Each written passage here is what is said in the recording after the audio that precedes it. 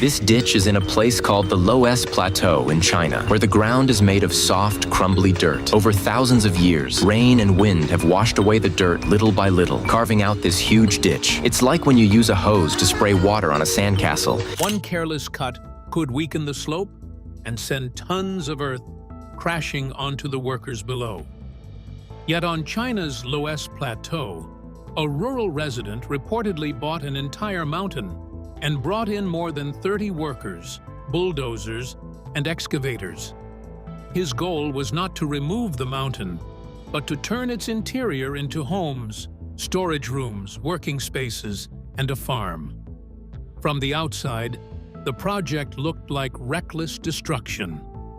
Inside the dust, however, a different plan was taking shape. One based on an ancient form of cave dwelling that uses the earth itself for strength, shelter, and natural control of temperature. A mountain becomes the building site. The project began on the Loess Plateau in northern China. The Loess Plateau is such a place. A vast region known for deep layers of fine, wind-blown soil. Reports describe an unnamed rural resident buying a mountain and organizing a team of more than 30 workers. Heavy machines first reduced dangerous slopes and created level working areas. This stage produced enormous clouds of dust, but it was not simple digging. The shape of the hillside had to remain stable, while paths, entrances, terraces, and future rooms were carefully planned. The builders could not treat the mountain like an empty block. Loess can hold a steep wall when it remains dry and properly supported, but water and careless cutting can make a slope unsafe. Drainage therefore matters as much as excavation. Rain must be guided away before it erodes the surface or collects behind a wall. Every opening changes the way weight moves through the ground. A project that looks rough from a distance actually depends on patient measurements, controlled cuts, and constant attention to the land. Ancient Yaodong ideas meet modern machinery. Building inside a hillside is not a new idea in this part of China. For centuries, people across the Loess Plateau have lived in homes called Yaodong. Some are carved directly into cliffs, while others are built around sunken courtyards. Their curved entrances help spread pressure, and the thick earth surrounding each room creates a protective shell.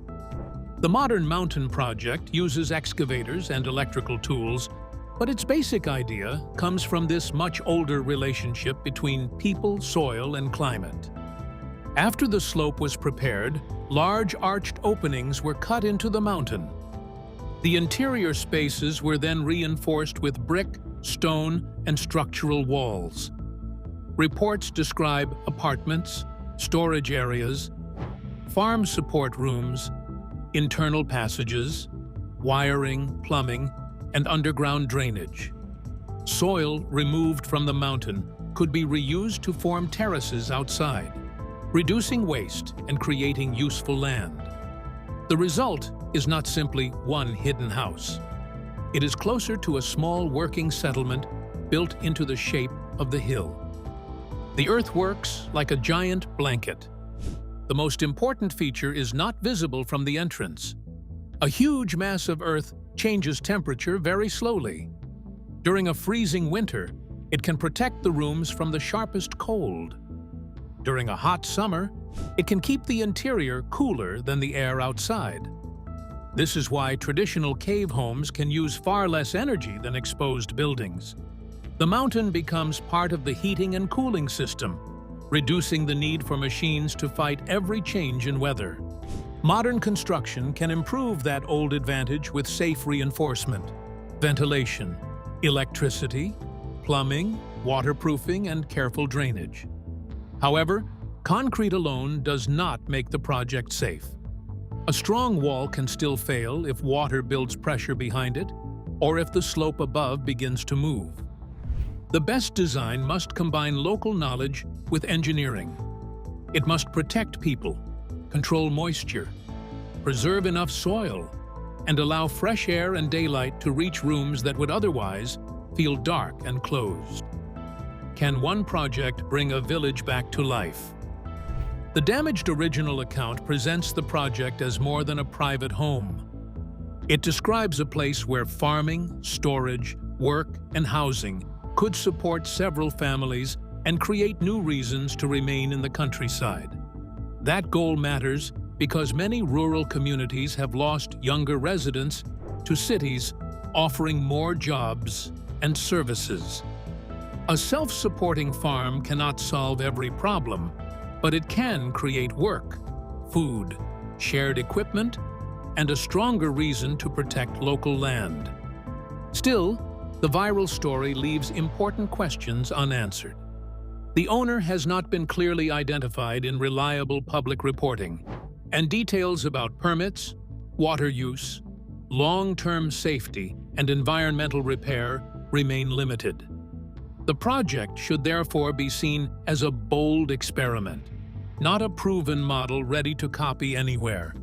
Its real value will depend on what happens after the excavators leave, whether the slope remains safe, the farm produces enough, the land recovers, and families can build stable lives there. At first glance, buying a mountain and cutting rooms into it sounds like the dream of a man with more courage than sense. But the deeper story is not about defeating a mountain. It is about learning how people once used the land as shelter, then testing whether those ideas can support modern rural life. The machines may complete the dramatic work, yet success will depend on quieter things: drainage, strong walls, healthy soil, reliable water, useful jobs, and families willing to stay. If those pieces work together, this mountain will become more than an unusual home. It will become proof that an old landscape can hold a carefully planned new beginning. If you enjoyed this deep dive into his life and career, don't forget to like the video, subscribe to the channel, and turn on notifications so you don't miss our next story.